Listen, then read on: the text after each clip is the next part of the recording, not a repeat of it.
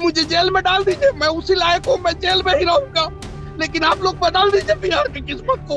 इतना दर्द दर्द झेलता, हम लोगों को बांट के रख दिया गया है, जाति में, पार्टी में, ना जाने कहाँ कहाँ बांट के रख दिया गया है। आइए ना, आपकी आंखों से आंसू नहीं गिरेगा अगर, आंखों से आंसू नहीं रुकेगा अगर एक आदमी का दर्द जो है, अगर आप मंत्री मनीष कश्यप को बनाना है या क्या करना है? काफी विरोध हो रहा है, बड़े ही गंदे तरीके से आपको कहा जा रहा है कि मनीष कश्यप का पूंछ पकड़ा हुआ है और कुछ बनना चाहता है, शायद इसको विधायक बना देंगे मनीष कश्यप। बड़े ही गंदे आपको भी समर्पित कर देते हैं, तो उस भाई के लिए आप कुंभकर्ण की तरह, रावण का भाई कुंभकर्ण सब चीज जानते हुए कि राम जी मुझे मार देंगे, राम के सामने कोई नहीं टिक सकता है, फिर भी कुंभकर्ण जाकर के लड़ाई लड़ते हैं और स्वेच्छा। तेजस्वी यादव को यहाँ पर टारगेट किया जा रहा है। तेजस्वी यादव के हाथ में क्या है? लॉ एंड ऑर्डर तो नीतीश कुमार के पास है। नीतीश कुमार के आदेश पे जो भी होता है बिहार में, यहाँ पर एनएसए लगता है, चाहे तमिलनाडु में लगता है। अपनी माँ का ही सम्मान करना नहीं सीखा, वो दूसरे की माँ का सम्मान क्या करेगा?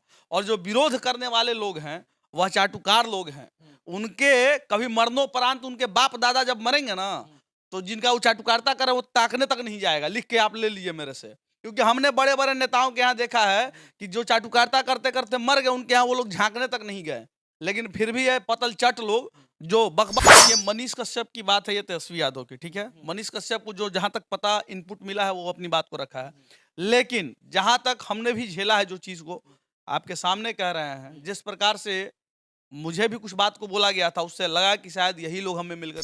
चांदी का चम्मच लेकर पैदा नहीं हुए हैं, हम स्टील का चम्मच लेकर पैदा हुए हैं। और हमारे हमें हमें जो कुछ भी मिला है, हमें हमारे माँ बाप ने नहीं दिया है। हम जो कुछ भी पाए हैं अपने संघर्ष के दम पे पाए हैं। और याद रखिए, अगर हम जेल जाते हैं तो 180 दिनों के बाद हम सरकार गिरा देंगे। ऐसा हम नहीं कहते हैं, ऐसा मनीष कश्यप का कहना था। बाकी जेल भी चले जाते हैं, रासुका भी लग जाता है। लंबे कई महीनों के बाद जब जेल से बाहर आते हैं तो बिहार में भव्य स्वागत किया जाता है। बाकी उनके अजीज मित्र, परम मित्र हमारे साथ हैं, नगेश सम्राट जी। इनसे बात करेंगे कि आगे का सफर क्या है। कई लोग तो ये चाहते हैं कि मनीष कश्यप को मुख्यमंत्री बना दिया जाए, कई लोग ये चाहते हैं कि अभी वो माइक उठाकर गरीबों का आवाज बने। बाकी बहुत बहुत स्वागत है। प्रणाम, जय श्री राम है, और आपके जितने भी श्रोता हैं उनको जय श्री राम है। बिहार के तमाम लोगों का सवाल है, चाहे नेशनल मीडिया हो चाहे सोशल मीडिया, हर जगह चर्चा बना हुआ है कि क्या मनीष कश्यप अब चुनाव लड़ेंगे, मुख्यमंत्री बन जाएंगे, या गरीबों का आवाज माइक उठाकर लेंगे।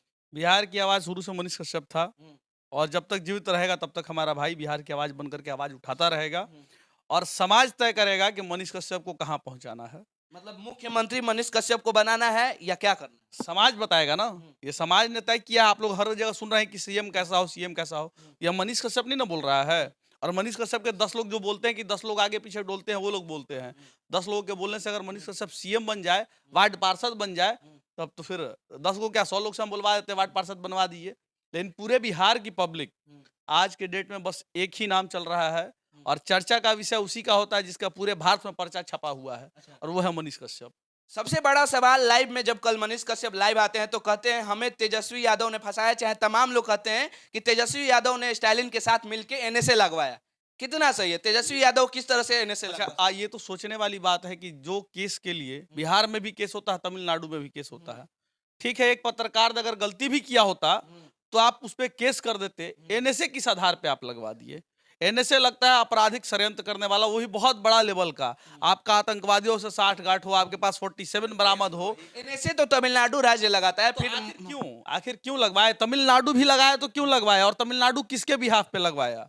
हमें नहीं लगता है कि किसी पत्रकार के ऊपर एनएसए लगा। बहुत सारे पत्रकार के ऊपर केस हुआ था, सारे पत्रकार को तुरंत माफीनामा करके छोड़ दिया गया। तेजस्वी यादव को यहाँ पर टारगेट किया जा रहा है। तेजस्वी यादव के हाथ में क्या है? लॉ एंड ऑर्डर तो नीतीश कुमार के पास है। नीतीश कुमार के आदेश पे जो भी होता है बिहार में, यहाँ पर एनएसए लगता है, चाहे तमिलनाडु में लगता है। फिर देखिए, मनीष कश्यप की बात है, ये तेजस्वी यादव की, ठीक है। मनीष कश्यप को जो जहां तक पता इनपुट मिला है वो अपनी बात को रखा है, लेकिन जहां तक हमने भी झेला है जो चीज को आपके सामने कह रहे हैं, जिस प्रकार से मुझे भी कुछ बात को बोला गया था, उससे लगा कि शायद यही लोग हमें मिलकर के फंसा रहे हैं। अच्छा, अंदर की बात आप बता रहे हैं जी, वहाँ हम लोग जब बैठे थे ना, वहाँ हम लोग बैठे थे, तो मतलब जिस तरीके का थ्रेट हमको दिया जा रहा था, उससे लग रहा है कि वो नीतीश कुमार का प्रशासन नहीं काम कर रहा है। अच्छा, तो ऐसा भी तो कहा जा सकता है कि फिर किसी के इशारे पे मनीष कश्यप को फिर से गिरफ्तार किया जाएगा। अब तो ये तो जंग है ना, ये तो जंग है, तो जंग में क्रांतिकारी हमेशा जेल जाते रहते हैं।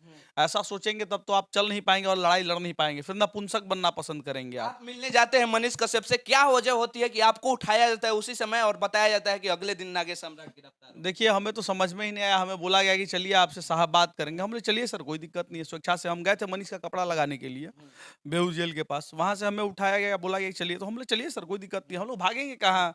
अगर अगर आप अच्छा काम कर रहे हैं तो आप भागेंगे क्यों? चोरी की है, डकैती की है? नहीं ना। तो गए, हम गए तो अपनी बात को रखें, तो उन्होंने कहा कि यहाँ से ले जाने के क्रम में उनकी भाषा अलग थी और वहां पहुंचने के बाद भाषा बदल गई थी। लेकिन खैर फिर भी हम उनका सम्मान करते हैं कि आपकी ये विचार है। हमने प्रशासन को सदा सम्मान दिया है, आपका विचार कैसा होगा हमें नहीं पता। जाने के बाद उसके बाद बताया गया कि ये वीडियो तुम क्यों बनाए थे, जो मनीष कश्यप का एक वीडियो था। अरे भाई हम भाई से मिले थे, वो हाथ पकड़ के भावुक हो गया। और उस वीडियो से बहुत बड़ा चीज नहीं था, वो कोई भावनात्मक दृष्टिकोण से आप लोग भी जाते हैं तो कहीं वीडियो बनाते हैं। वह वीडियो अगर बना तो उसमें अपराध क्या था हमारा? और उसमें हमको तमिलनाडु के केस में मेरा नाम डाल दिया गया था, जबकि तमिलनाडु का ना हम एक पोस्ट डाले हैं ना कुछ किए हैं, ना शेयर तक किए हैं कोई वीडियो को, बिना जांच के आधार पे। और हमको 2 महीना जेल में बिना मतलब का रहना पड़ा था। एक सवाल और उठता है, मनीष कश्यप जी जब गिरफ्तार हुए थे तो उन्हें जब लाया गया था तो उनका शर्ट बदलवा के उनके चेहरे को ढक दिया गया था। ये किसी का मतलब अपना साजिश था या सच में वैसा पीड़ा दिया गया? देखिए आपको समझ में नहीं आ रहा है, आपको तो सब चीज समझ में आ रहा है, आप मीडिया बंधु हैं। मनीष इतना बड़ा अपराधी नहीं हो गया था, इतना मोस्ट वांटेड नहीं हो गया था कि जिस तरीके से उसको ले आया गया था। अरे जो भाई बिहार के हर पुलिस वालों की भी आवाज उठाता है, पुलिस का जब वैन खराब हो जाता है तो उस वैन की मांग करता है और उस थाने में वैन मिलती है। पुलिस वालों का जब पुलिस चौकी झोपड़ी का रहता है उसके लिए आवाज उठाता है तो झोपड़ी से पक्का का बन जाता है। अरे थोड़ा तो मोल रखते आप लोग साहब, थोड़ा तो मोल रखते उसके कर्म का। जितने इतना अच्छा कर्म, अरे हम तो देखे हैं डीएसपी के साहब के साथ बॉडीगार्ड खड़े हैं और जैसे ही मनीष पहुंचता है तो बॉडीगार्ड सैल्यूट करने लग जाते हैं मनीष कश्यप को। जब मनीष कश्यप, आज से यह 2 साल पहले की बात है, क्या कारण था आखिर उनको सैल्यूट करने का और कुर्सी छोड़ने का? उनको दिखा कि यह बंदा अच्छा काम करता है और यह हम लोग की आवाज उठाते हैं, इसलिए वो रिस्पेक्ट था। लेकिन क्या करिए, षड्यंत्र के भंवर जाल में खेल हो जाता है और यह सिस्टम चलाने वाले लोग हर चीज को सिस्टम में अपने रखे हुए हैं। हम लोग चाह कर भी कुछ नहीं कर सकते हैं, लेकिन हाँ आवाज तो उठाते रहेंगे, बंद नहीं हो सकता, ये मरने के बाद ही बंद होगा। कई प्रशासनिक अधिकारियों का ये कहना है कि हाँ सच में मनीष कश्यप ने हमारे थाने के लिए आवाज उठाया था और हमें गाड़ी मिल गया था। ऐसा मनीष कश्यप ने लाइव में भी कहा। और जब हम अपने प्रशासन से बात करते हैं तो कई ऐसे प्रशासन है जो ऑफ कैमरा इस तरह की बातें करते हैं और उनकी प्रशंसा भी